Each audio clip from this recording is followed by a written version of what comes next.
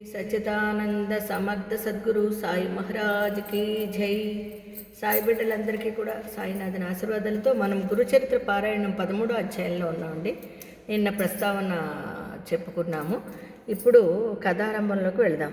శ్రీ గురుని కథ శ్రద్ధగా విని పులకించిపోయిన నామధారకుడు సిద్ధమునికి నమస్కరించి, స్వామి, ఈ శ్రీ గురు చరిత్ర ఎంత విన్నా తనివి తీరడం లేదే.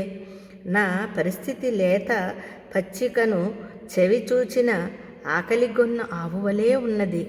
చూసారా ఎంత గొప్పగా వర్ణించాడో. నేనెంత అల్పజ్ఞుడనో నాకిప్పుడు తెలుస్తున్నది. అజ్ఞానము వలన భ్రష్టుడనైన నేనే వెనుక కష్టాలు కొని తెచ్చుకున్నానని శ్రీ గురుని పక్షాన ఎట్టి లోపము లేదని తెలుసుకున్నాను. అజ్ఞానాంధకారములో దారి కనిపించకున్నా నాకు జ్ఞానజ్యోతి అయిన మీరే శ్రీ గురుని చూపారు.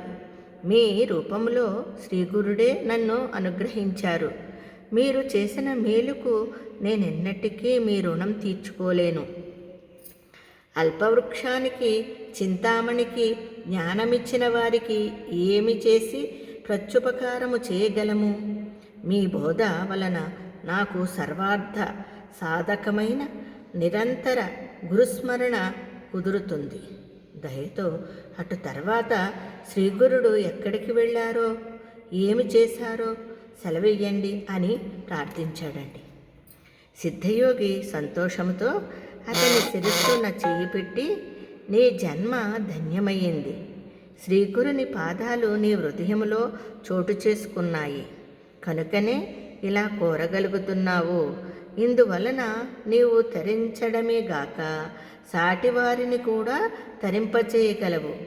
నీవడుగుతుంటే మాకు కూడా ఆనందము కలుగుచున్నది అని ఆ వివరాలను ఇలా చెప్పారట. శ్రీగురుడు ప్రయాగలో ఉండగానే వారి మహిమ గురించిన ఖ్యాతి అన్ని దిక్కులా వ్యాపించింది. ఎందరో ఆయనకు శిష్యులయ్యారట. వారిలో ముఖ్యుడు మాధవుడు సిద్ధుడు,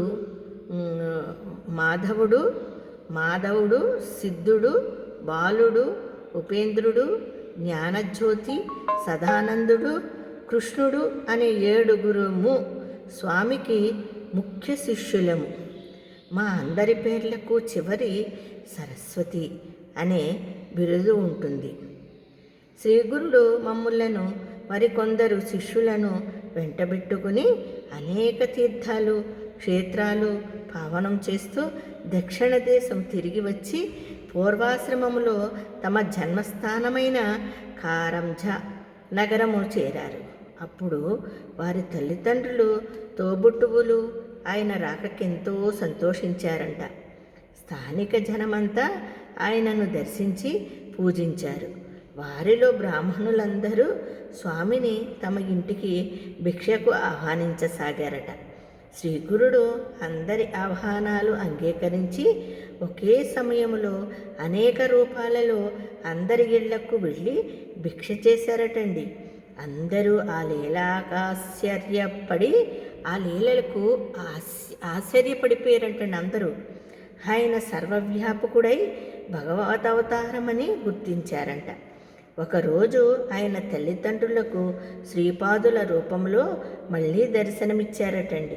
వెంటనే అంబకు పూర్వజన్మ స్మృతి కలిగి భర్తతో, నాదా, క్రిందటి జన్మలో లోకపూజ్యుడైన కొడుకు కలగాలని నేను శ్రీపాదస్వామిని పూజించి వారి ఆదేశానుసారము శని ప్రదోష పూజ చేశాను.